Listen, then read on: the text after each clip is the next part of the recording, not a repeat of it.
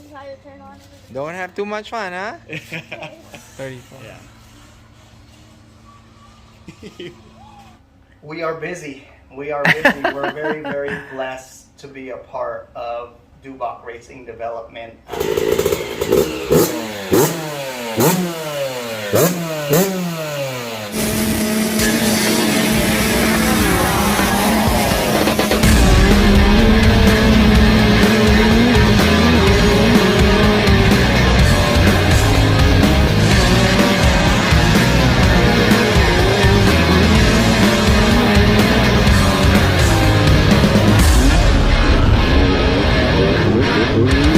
Here, and it's a Saturday, day before the race, and it's a downtime, it's a rest day, but we're gonna visit a family, a moto family, the Filipinos.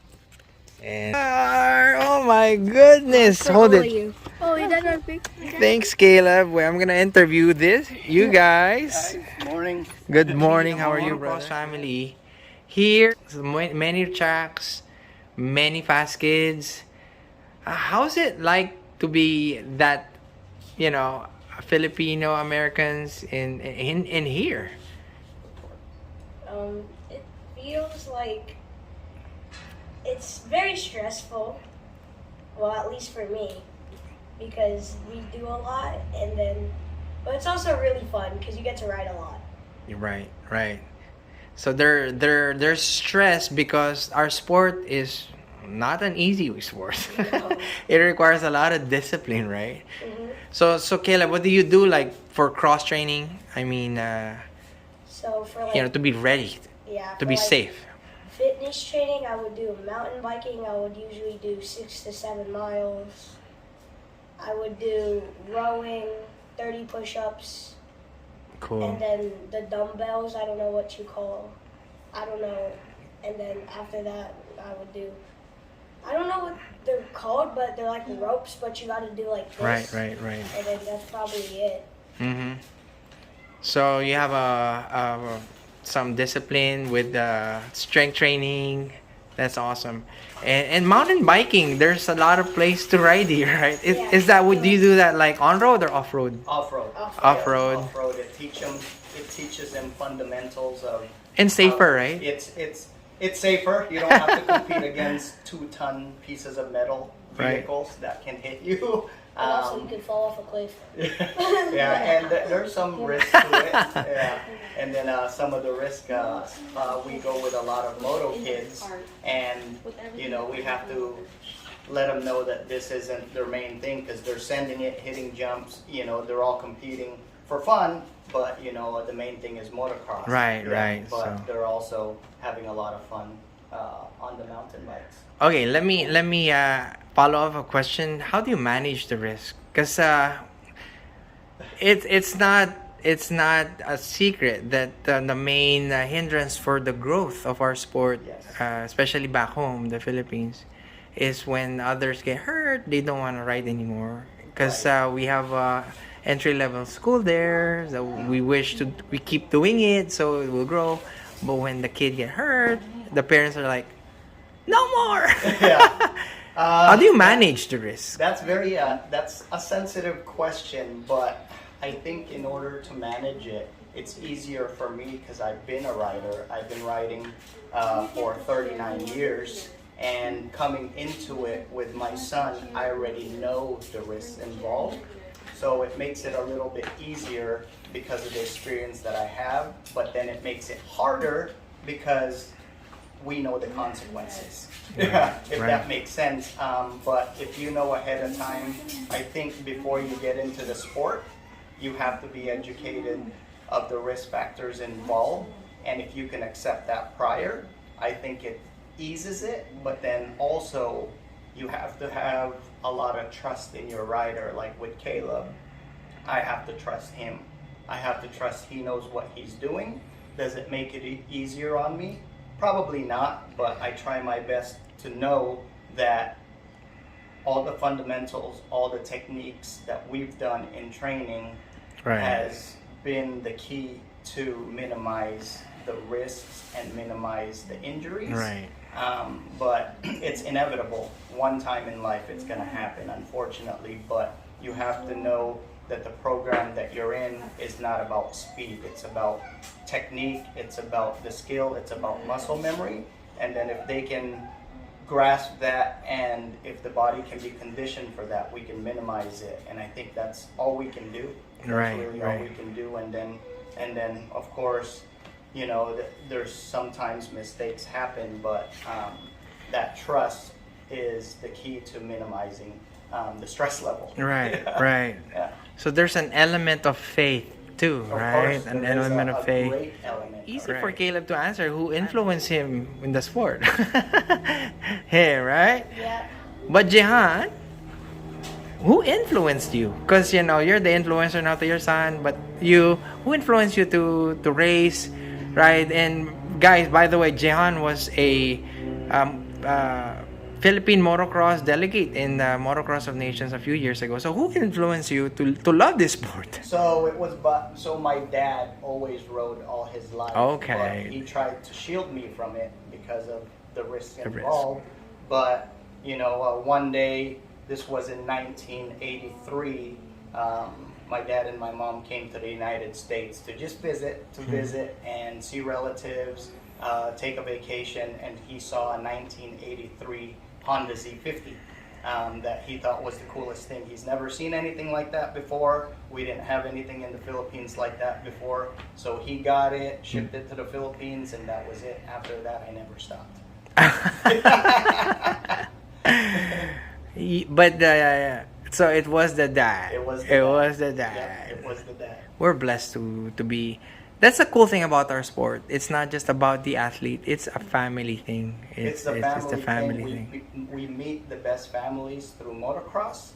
I feel like motocross not only is a fantastic sport for my son, but it engages the family as one.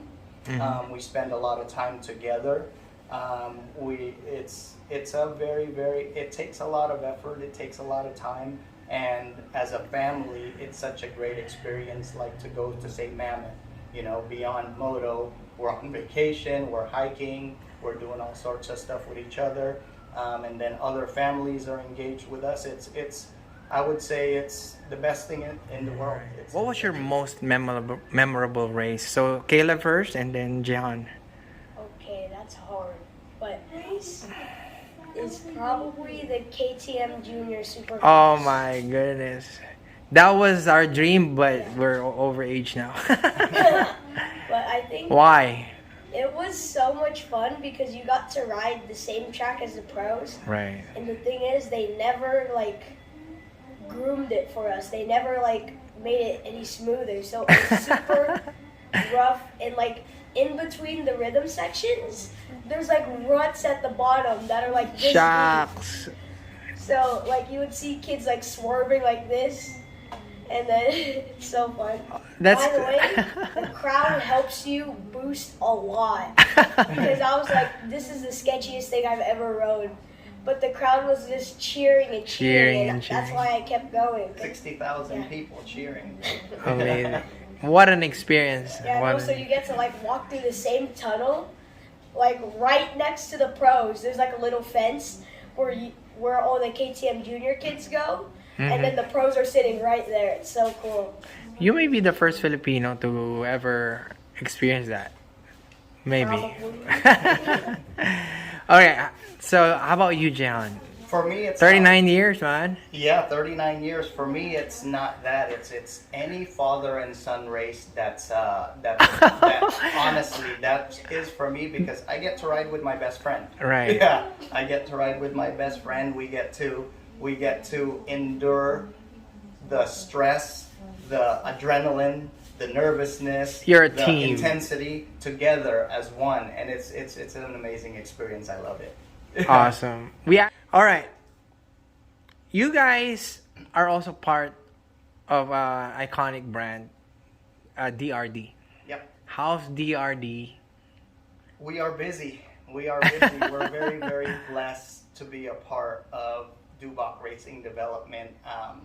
November November 2021, I took over all of operations, I took over all of sales, I took over all of pretty much everything. And Doug Dubach, I couldn't be more blessed to know that guy. He is A legend. He is a legend, and he's my CPO, which is my Chief Product Officer. So he's the guy that his belief in the product, he wants it to work, he wants it to be durable, and he wants it to last as long as the bike lasts. And that's the core of the brand, is durability and functionality. And I'm very blessed to be a good friend of his. And we're busy. We can't keep up with the demand. The demand. That's a good problem. It's a good problem. Right now, year to date, we have about $120,000 in back orders. And we're always floating between 80 to 120, and it seems like whenever we start fulfilling it, it grows even larger. I think the brand is there, the brand is very popular, but it's not a brand, it's not a household brand like FMF or Pro Circuit. It's more of a niche. It's Right. more of a niche, and we want to keep it that way, just because, you know, we want it to be a little bit hard to get, and we want it to be that brand that's the brand if you're looking for something that works, if you're looking for something that lasts a long time. And, you know, that's the brand to have. It's not a household, it's not anything, but it's more of a core niche. And we want to keep it very family instead of corporate, so we can. That's Moto, right? It's Moto. That's the core Yeah, of Moto. Moto family is the core, and then quality control. We can engage very, very close to it to make sure the end consumer has a product with no issues that fits well. So we're busy, we're blessed, and we've introduced some new products, some black anodized mufflers. You know, it's the same product, but instead of aluminum muffler, it's black anodized. So that's our new 2022 new product for every brand. And we're also starting, finally, small bike stuff. Right now, DRD, we're very, very well known with 250Fs to 450Fs and up, but never the small guys. So we're trying to recognize kids like Caleb. So he knows the brand coming up. So when he gets the big bikes, he already knows DRD. So that's our new goal, our main focus. So we've been selling a lot of Mini bikes. for mini bikes. Mini bikes. Yeah. Nice ad, dude. Yeah. Awesome. Awesome. All right. You guys are very busy. It's the weekend, and I can't thank you so much for allowing me to do this. Of course. You want to thank any one of your sponsors, Kayla? Oh, And yes, I would love to thank my mom and dad, awesome. Dubach Racing Development, Answer Racing, Matrix Concepts, Factory Connection, Doug Dubach, Dusty, that's his name, Blue Crew, Dunlop, Cherby's, Ogio, NLab, EC Goggles, and all the ones right. that I forgot. All right. Thank you, Caleb. How about you, Jehan? That's it. Yeah. Right. The ones he forgot is like Wiseco, Okay. Video 23, Capital, PE Capital Investments, CPRMX, and DBK. Yeah. Any short-term or long-term goal? So my short-term goal is to keep progressing and to get faster. And my long-term goal, it's a very, very long-term goal is to go pro. So Cool. We're going to be rooting for you, cheering for you. We're going to be behind you. All right, Caleb. And thank you, Jehan. Of course. Appreciate If it. anybody hasn't visited California, we call this place motocross capital of the world. If you guys haven't experienced it, it's a must. The Right. Tamayos came back for more. For more. And brought my brother's family. If there's any seriousness into this racing, it's a must. I mean, there's 6 to 8 tracks within an hour of each other. True. And if there's any seriousness into it, this place is the place to be. And tracks are open every single day. And it's such a... It's unexplainable. It's almost that you have to experience it for yourself. All right. Thank you, Jehan and Caleb. God bless you. Thank you, guys. Thank you. Mammoth was good. It it's really cold up there. It was real good. I qualified for my 10 to 11, but I didn't make the open. So Viewers, Mammoth is one of the biggest here in the state. I've always heard that since 90s. Mammoth is like the West Coast version of the Murrieta Rings. That's Okay. basically you have to qualify down here to make it up there, and then when you're up there, you have to qualify again for the main events. So it's very prestigious. It's the best of the best, the fastest of the fastest. They all are there, and it was on our bucket list to do it. And of course, you know, we were fortunate and blessed that Oh, yeah, no, How was it? actually, my photo rolling out to make it go. Segway? Segway, yeah, Segway X160. They have a bigger one. How much are those? 60. They're about 5,000 each them, and he gives them to me at cost for 34. 34. Yeah.